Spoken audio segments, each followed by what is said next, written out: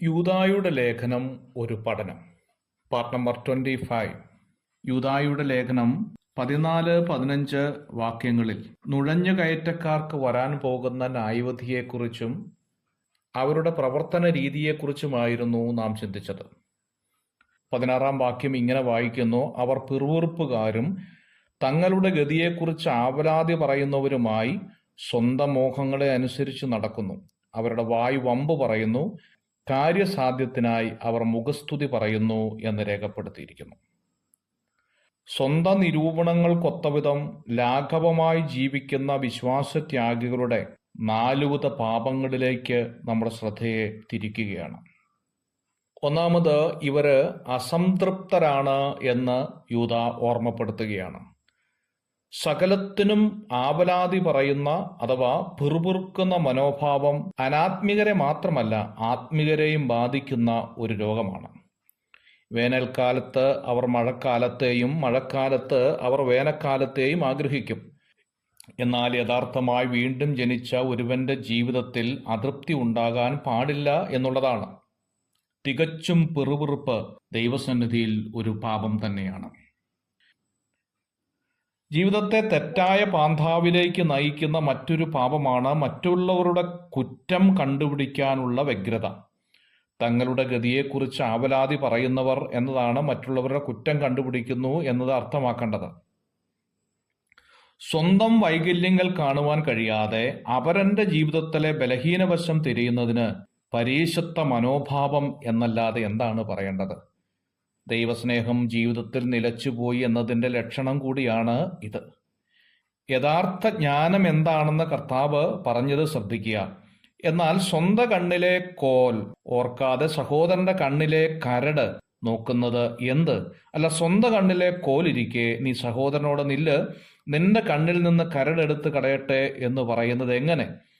കപടഭക്തിക്കാരാ, മുമ്പേ സ്വന്തം കണ്ണിൽ നിന്ന് കോൽ എടുത്തു കളയുക, പിന്നെ സഹോദരന്റെ കണ്ണിൽ നിന്ന് കരടെടുത്തു കളവാൻ വെടുപ്പായി കാണുമെന്ന് മത്തായിയുടെ സുവിശേഷം 7-ാം അധ്യായത്തിന്റെ 3-ാം വാക്യത്തിൽ കർത്താവ് അരുളി ചെയ്യുകയാണ്. മൂന്നാമത് ഇവരെ കുറിച്ച് പറഞ്ഞിരിക്കുന്നത് ഇവർ ആത്മപ്രശംസക്കാർ എന്നാണ്. അവർ തങ്ങളെക്കുറിച്ച് തന്നെ വമ്പു പറയുന്നു എന്നാണ് മറ്റൊരു പരിഭാഷ. ഇത് അന്ത്യകാല ലക്ഷണങ്ങൾ ഒന്നായിട്ടാണ് പൗലോസ് രേഖപ്പെടുത്തിയിരിക്കുന്നത്. 2 തിമോഥെയോസ് 3-ാം അധ്യായത്തിന്റെ 1 മുതലുള്ള വാക്യം. ഇങ്ങനെയുള്ള വ്യക്തികളുടെ നിരവധി ചിത്രങ്ങൾ വേദപുസ്തകത്തിൽ കാണുന്നുണ്ട്. 1 രാജാക്കന്മാർ 20-ാം അധ്യായത്തിന്റെ 10-ാം വാക്യം, 2 രാജാക്കർ 13-34. നെബൂഖദ്നേസർ രാജാവ് ഇങ്ങനെയുള്ള ഒരു വ്യക്തിയായിരുന്നു എന്ന് കാണാം. ദാനിയേൽ പ്രവചനം 3-ാം അധ്യായം 15-ാം വാക്യം. ആഭിചാരക്കാരനായ ശീമോൻ അപ്പസ്തോല പ്രവൃത്തി 8-ാം അധ്യായത്തിന്റെ 9-ാം വാക്യം. ഹേരോദാവ് അപ്പസ്തോല പ്രവൃത്തി 12-ാം അധ്യായത്തിന്റെ 23. ഇങ്ങനെയുള്ളവരൊക്കെ ആത്മപ്രശംസക്കാരായിരുന്നു എന്ന് തിരുവെഴുത്ത് പരിശോധിക്കുമ്പോൾ നമുക്ക് കാണാൻ സാധിക്കും. 4-മത്, ഇവർ മുഖസ്തുതി പറയുന്നവരായിരിക്കും. സ്വന്തം കാര്യസാധ്യത്തിനായി അവർ മുഖസ്തുതി പറയുന്നു. മുഖസ്തുതി പറയുന്ന വായ് നാശം വരുത്തുന്നു എന്നാണ് സദൃശവാക്യം 26-ാം അധ്യായത്തിന്റെ 28-ാം വാക്യത്തിൽ കാണുന്നത്. അശ്ലീല സംസാരം, വ്യർത്ഥഭാഷണം, പരിഹാസം, പരദൂഷണം, ഏഷണി, കുരള, ചക്കരവാക്ക്, വാവിഷ്ണം തുടങ്ങിയ സംഭാഷണത്തിലെ പാപം പോലെ ഗുരുതരമായ ഒന്നാണ് മുഖസ്തുതി പറയുന്നത്. വെട്ടിത്തുറന്ന് സത്യം പറയുവാനുള്ള അന്തരാത്മാവിന്റെ ധൈര്യമില്ലായ്മയാണ് ഇത് കാണിക്കുന്നത്. സ്വന്തം പ്രയോജനാർത്ഥം മറ്റുള്ളവരുടെ പ്രീതി സമ്പാദിക്കുന്ന അടവുകൾ ആത്മികന്മാർക്ക് തികച്ചും നിന്ദ്യമാണ് എന്ന് ഓർക്കണം. ദാവീദ് ഈ അന്തമില്ലാത്ത പെരുമാറ്റത്തെ വെറുത്തിരുന്നതായി പറയുന്നുണ്ട്.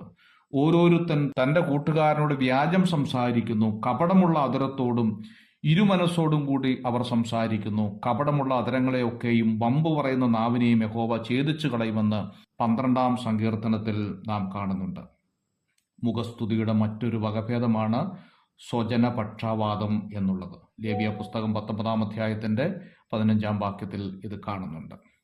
അന്ത്യനാളിൽ ദൈവസഭയ്ക്കുള്ളിൽ നുഴഞ്ഞു കയറുന്ന അഭക്തരായിരിക്കുന്ന മനുഷ്യന്റെ 4 പ്രത്യേകതകളായിരുന്നു നാം ഓർത്തത്. God bless you.